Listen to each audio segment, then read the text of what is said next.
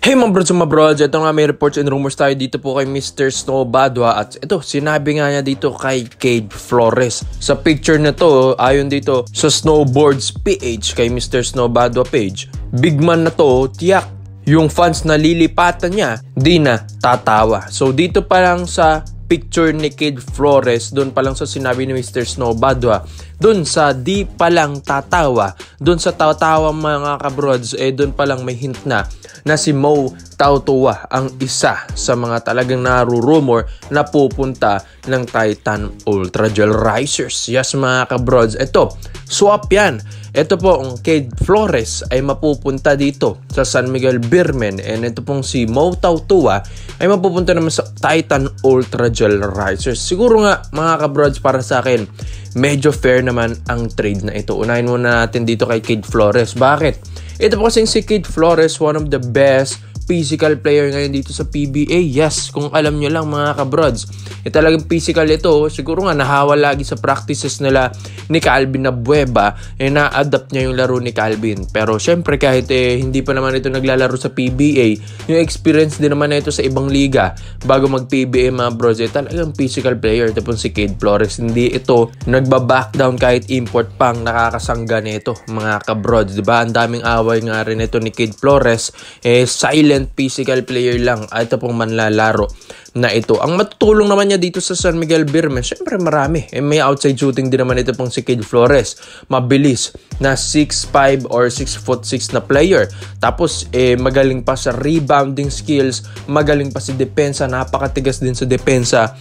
And mga kabrods, yung physicality at hustle nito sa laro, yung isa sa mga dahilan kung bakit isa ito sa talagang tumaas yung value nito at naging ka-value pa niya si Mo Tautuwa. So dito naman kay Mo Tautuwa na mapupunta naman sa Titan Ultra Gel Risers, malaking tulong din naman ito pong si Mo. Sa katunayan nga, magaling din naman ito pong si Tautuwa, hindi nga lang masyadong naipapasok ng San Miguel Beermen. Ikaw ba naman, kapalitan mo si Fajardo and Rodney Brondial na favorite nito ni Coach Leo Austria. Siyempre, mahirapan ka talaga magkaroon ng playing time.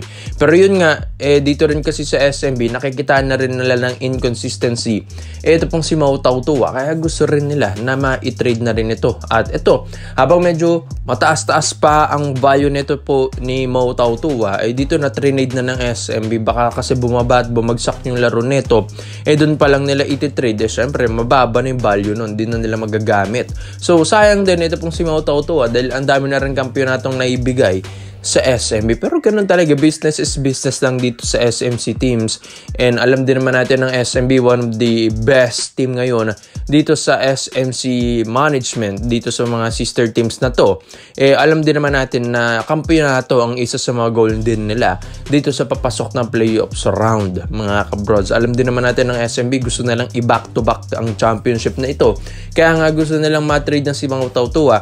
At ito, malagay sa lineup, ito pong si Cade Flores. So, para sa akin naman mga kabrods, medyo fair naman ang trade na ito. Si Cade Flores, magaling din na player talaga yan ng Titan. And ito pong si Mo Tautuwa, magaling din naman na player yan ng SMB. Kulang lang sa playing time. Kaya ito, win-win situation. Makakakuha ng bagong player ng SMB na consistent na player na. Tapos, ang Titan naman, makukuha nila. Ito pong si Mo Tautuwa na talagang magaling din naman. And yun, mabibigyan pa ng playing time. Malay nyo, mas lumakas pa si Tautuwa dyan sa Titan. Dahil, syempre, may lalabas niya ang kanyang full potential. Kaya ikaw mga bro, sa tingin nyo ba, ito po bang one-on-one trade na ito, Mo Tautuwa to Titan Ultra Gel Risers and Cade Flores to San Miguel Beermen? Komento mo lang po yung dito mga brods. Ito yung isa natin yan.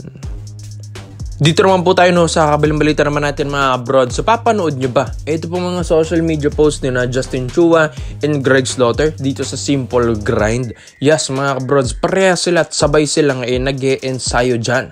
So ito, may mga reports and rumors tayo mga kabrods na ito pong dalawang big man na ito na si Greg Slaughter and Justin Chua gusto palang bigyan ng maayos na kontrata ng barangay na San Miguel. Yes.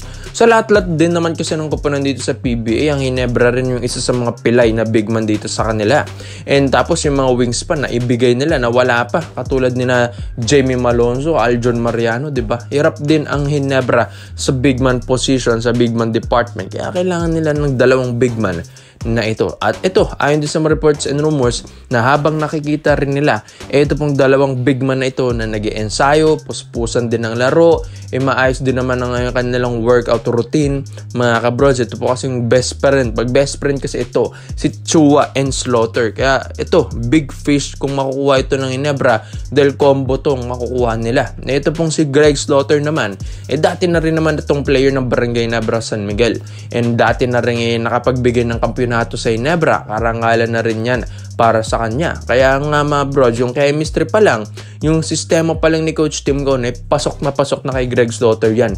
Hindi na mangangapayan mga kabros dahil alam na niya kung paano laruin ng Ginebra, paano magkaroon ng kampiyonato, paano pumasok sa sistema ni Coach Tim Cone. And yun, ito pong presensya kasi ni Greg Slaughter kakaiba rin.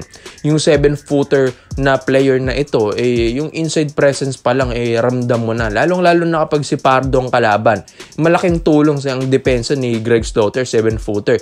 Pag pinayungan mo yan si Greg ng 7-footer na katulad ni Slaughter na hindi naman din patpatin at medyo may laman-laman pa, matigas-tigas din kahit papano na sa ilalim, syempre may hirapan na si Junmar Fajardo dyan. And based din naman sa mga videos na nakikita natin kay Justin Chua na nagwo-workout sila, talagang nakikita nyo naman yung fundamentals na ito po ni Greg Slaughter andun pa rin. And dito naman, yung kay Justin Chua, naandun pa rin mga brods. Ito, talagang reliable big man ito. Hindi lang ito nagkakaroon pa ng kontrata kasi.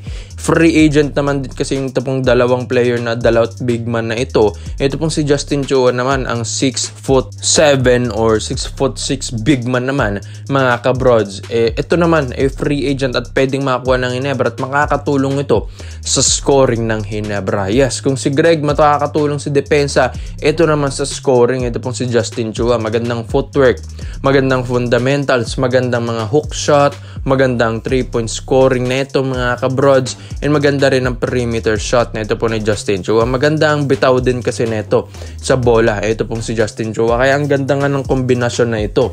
Si Greg sa depensa, sa opensa naman si Justin Chua. Kaya ang Ginebra, imbis na kumuha naman sila ng mga tradings na naman, maglalagas na naman sila ng player, why not ito ang isign nila, yung mga free agent na ito. Lalong-lalo na 5 pa ang nawala sa kanila, may space pa yan mga kabrods. Pwede pa yan or maglagas sila ng mga batang players o mga practice player. At ito, ipasok mo. Ito pong dalawang big man na ito, reliable big man naman ito pong dalawa ito. Dahil ito, magde-December na rin tayo. Papasok na rin tayo ng playoffs round. Kaya mabilis lang ito mga kabrods. Kailangan ng Ginebra, may pangdiinan din sa ilalim. Hindi lang laging si Japet lang napapagod, di ba mga kabrods? Kaya mga bros, tingin nyo ba, Justin Chua plus Greg Slaughter, ito magkasama pa ito full package pa, mag-best friend at pares na nag-workout to Barangay Ginebra San Miguel. Kaya komento mo lang pa nyo dito mga bros at isa-isa natin yan. Salamat po sa panonood mga bros. This is Kings Basketball Try Hoops. Yun lang, I'm out.